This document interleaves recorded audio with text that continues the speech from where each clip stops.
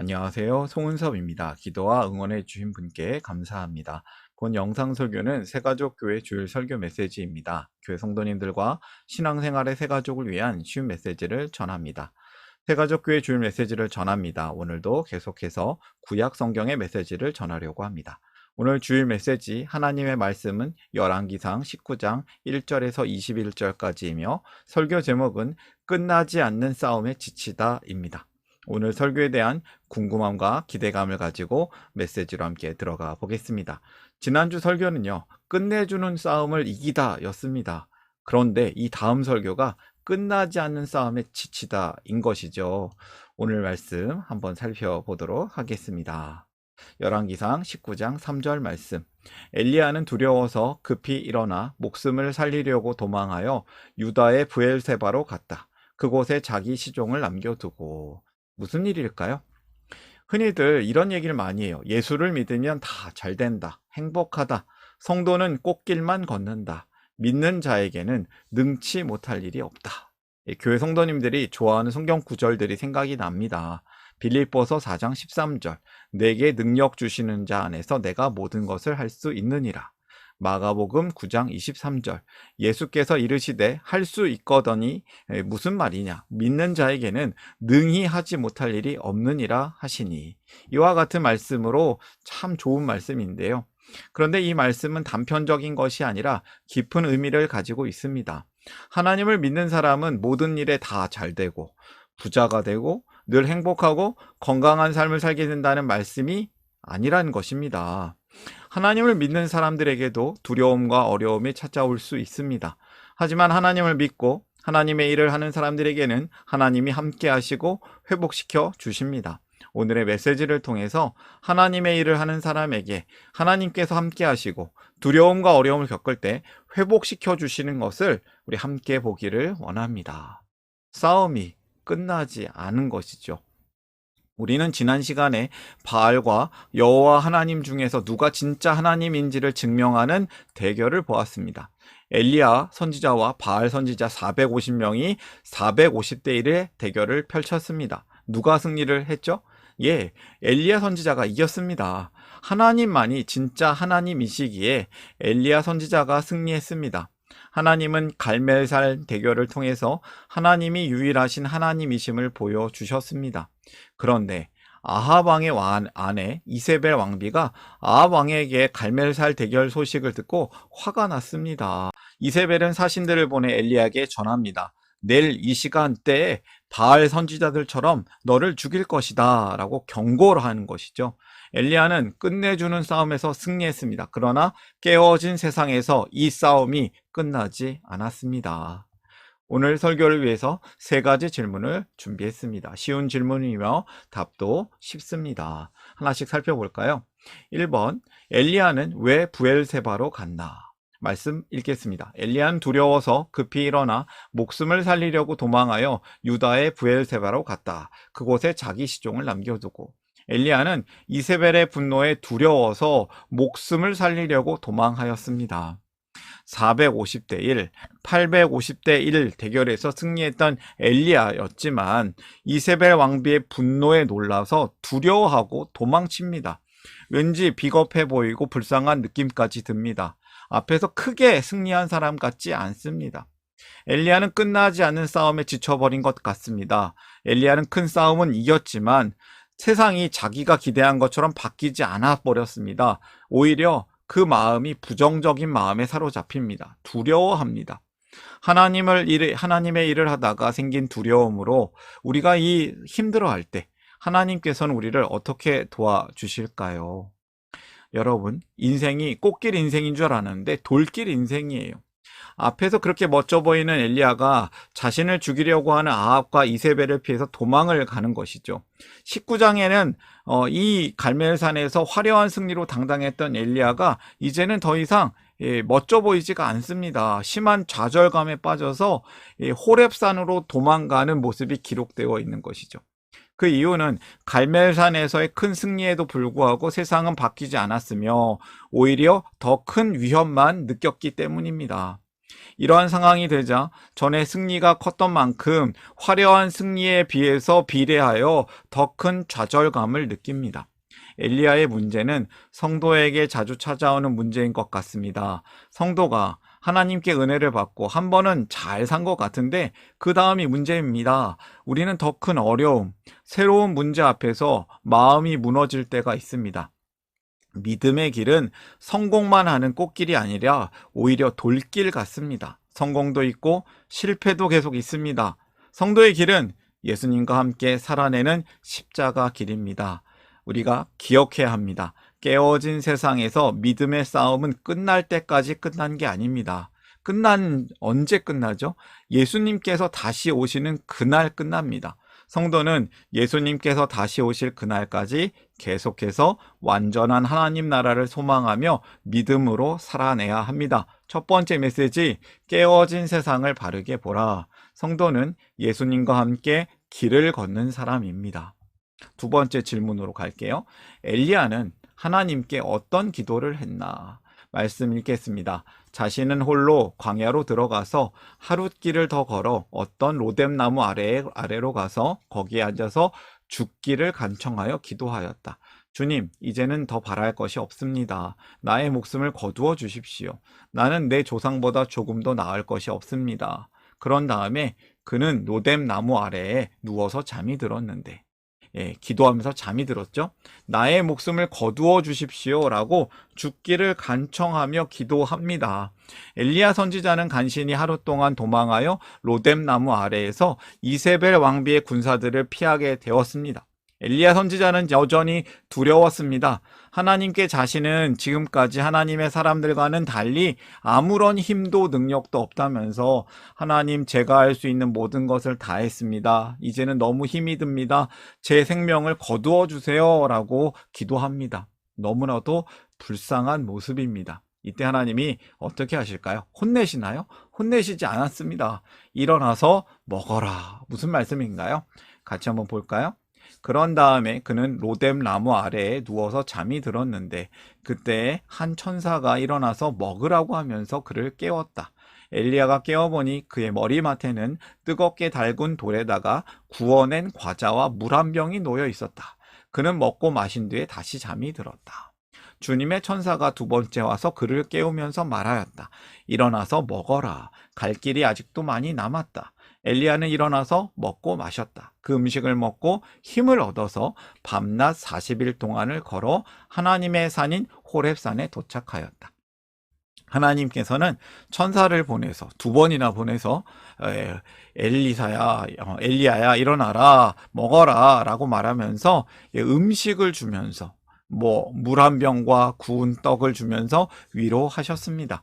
지쳐있던 엘리야는 떡과 물을 먹고 다시 잠들고 또 일어나서 먹고 이제 힘을 얻게 되는 것이죠. 하나님이 주신 음식을 먹고 엘리야 선지자는 힘을 얻었습니다. 하나님이 명령하신 호렙산으로 갑니다. 두 번째 교훈을 발견합니다. 성도는 하나님의 은혜로 일어나는 사람입니다. 하나님의 은혜로 일어나라. 성도는 하나님께 힘을 얻는 사람입니다. 우리는 어떻게 하나님께 나아가야 될까요? 엘리야는 솔직하게 고백을 합니다. 호렙산에 당도하여서 하나님을 만나게 되죠. 엘리야가 대답하였다. 나는 이제까지 주 만군의 하나님만 열정적으로 섬겼습니다. 그러나 이스라엘 자손은 주님과 맺은 언약을 버리고 주님의 제단을 헐었으며 주님의 예언자들을 칼로 쳐서 죽였습니다. 이제 나만 홀로 남아 있는데 그들은 내 목숨마저도 없애려고 찾고 있습니다. 엘리야는 실패한 사람처럼 초라한 답변을 하고 있습니다. 자신은 열심을 냈지만 실패하였고 오직 혼자만 남았다는 고백입니다. 다시 말해서 악한 세력 앞에서 모든 것이 쓰러졌고 이제 나만 이 모양 이 꼴로 남아있다는 좌절의 말입니다. 10절뿐만 아니라 14절에도 반복하는 건데요. 지친 사람의 특징이 나타납니다. 했던 말 또 하고 또 하고. 엘리야의 초라한 모습에 하나님은 엘리야를 혼내지 않으시고요. 자신을 세미한 소리와 함께 음성 가운데 엘리야에게 나타나기 시작합니다. 이 세미한 음성은 다정한 목소리입니다. 세 번째 질문이에요. 하나님은 그래서 엘리야에게 무엇을 주시는가요? 주셨나? 15절부터 읽어볼까요? 주님께서 그에게 말씀하셨다. 너는 돌이켜 광야길로 해서 다마스쿠스로 가거라. 거기에 이르거든 하사엘에게 기름을 부어서 시리아의 왕으로 세우고 또 님시의 아들 예후에게 기름을 부어서 이스라엘의 왕으로 세워라. 그리고 아벨 무홀라 출신의 사밧의 아들 엘리사에게 기름을 부어서 내 뒤를 이을 예언자로 세워라. 그러나 나는 이스라엘에 7,000명을 남겨놓을 터인데 그들은 모두 바알에게 무릎을 꿇지도 아니하고 입을 맞추지도 아니한 사람이다. 하나님은 엘리야에게 시리아 왕, 또 북이스라엘의 왕을 세우고 또 후계자 엘리사를 세우라는 사명을 주십니다. 하나님이 엘리야를 보면서 이런 못난 놈 하시지 않으셨다는 거예요. 하나님께서는 지치고 위로가 필요한 하나님의 사람 엘리야를 다시 일으켜 세우시는 분이십니다. 이제껏 혼자 고군분투한 엘리야에게 이러신 것 같습니다. 그동안 수고가 많았다. 혼자서 고생이 많았구나. 이제 내가 너를 위해서 동역자들을 준비시켰으니까 걱정하지 마라. 하나님은 우리에게 새로운 사명을 주시는 하나님이십니다. 하나님은 엘리야에게 세 가지 임무를 주셨죠. 아람 왕, 시리아 왕 세워라, 북쪽 이스라엘 왕 세워라, 엘리사를 후계자로 삼으라 라고 말씀하십니다. 그리고 아직 바알에게 무릎을 꿇지 않고 바알에게 입을 맞추지 않은 이스라엘 백성이 7,000명이나 있다. 너는 혼자가 아니다 라고 말씀하시는 것이죠. 이러한 하나님의 말씀은 엘리야에게 큰 용기와 위로를 주었습니다. 혼자가 아니라는 사실과 여전히 감당할 사명이 있다는 이 두 가지는 엘리야에게 다시 일어설 힘이 되었습니다. 그리고 엘리야는 다시 힘을 내서 하나님이 주신 사명을 감당하기 위해 길을 떠나게 됩니다. 엘리야는 회복되었습니다. 하나님께서 엘리야에게 찾아오셔서 먹을 것을 주셨고 또 사명을 또 주셨습니다. 하나님의 사람으로 완전히 회복시키시고 힘을 주셨습니다. 깨어진 세상에서 하나님을 모르는 깨어진 사람들과 함께 살면서 우리가 성도로 살다 보면 어려움이 생기고 두려움, 실망하는 마음이 들 수 있습니다. 한 번 이겼는데 계속 이기는 게 아니에요. 질 때도 있어요. 나는 기도했는데 하늘에서 불이 안 내려오는 거예요. 이러한 상황에서 어떤 마음이 들까요? 이런 상황 가운데 우리는 어떻게 살아야 할까요? 하나님의 말씀을 따라서 바르게 살고 좋은 일을 했었지만 질투와 시기를 경험하거나 심지어 미움을 받을 수도 있었습니다. 그러면 마음에 어려움이 생기고 다시 올바른 일, 다시 좋은 일을 하기가 어려워질 수도 있는 거예요. 교회를 다닌다는 이유로, 신앙생활을 한다는 이유로 다른 사람들에게 괴롭힘이나 따돌림을 당할 수도 있습니다. 이때 우리가 분명히 기억해야 합니다. 하나님은 항상 우리와 함께 하십니다. 반드시 성도인 우리를 회복시켜 주시고 하나님의 일을 맡겨 주신다는 것입니다. 광야와 호렙산에서의 시간은 엘리야에게 두려운 시간이었고 외로운 시간이었지만 하나님과 천사들을 통해서 하나님께서 회복을 주시는, 회복을 경험하는 때였습니다. 그 속에서 엘리야는 다시 사명을 발견합니다. 우리도 마찬가지입니다. 순간순간 삶 속에서 두려움과 외로움이 찾아올 때 그 순간이 어쩌면 우리 인생의 회복의 때이자 중요한 사명의 순간이 될 수 있습니다. 세 번째 메시지입니다. 하나님의 사명으로 살라.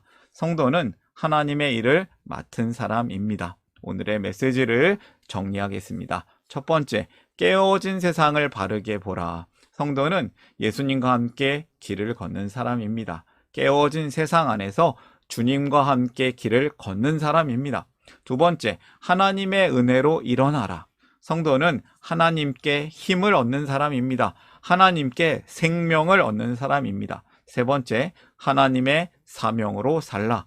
성도는 하나님의 일을 맡은 사람입니다. 하나님께서 우리를 회복시켜 주시고 다시 일으켜 주시고 하나님의 일을 맡겨 주십니다. 우리의 말씀, 오늘 말씀을 마음에 품고 함께 기도하기를 원합니다. 기도하겠습니다.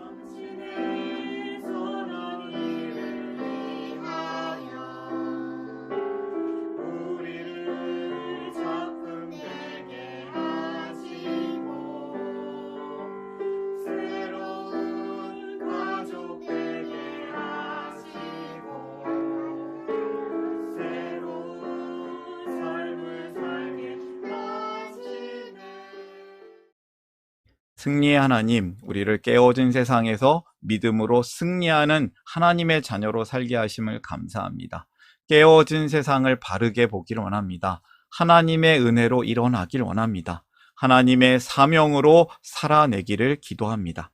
이제 우리가 하나님의 사람으로 주님의 은혜로 사는 사람으로 승리 가운데 주님을 자랑하는 사람으로 살기를 소망합니다. 깨어진 세상에서 하나님의 은혜로 살고 하나님의 사명으로 살고 하나님의 그 뜻 가운데 하나님을 높이며 살기를 기도합니다. 끝나지 않은 싸움에 지쳐도 다시 일어나서 그 사명을 감당하기를 소망합니다. 우리의 힘으로는 도저히 이길 수 없어 보이는 싸움에서 결국 우리를 승리하게 하시는 하나님께 감사드리며 죄와 죽음에서 승리하신 예수님의 이름으로 기도합니다.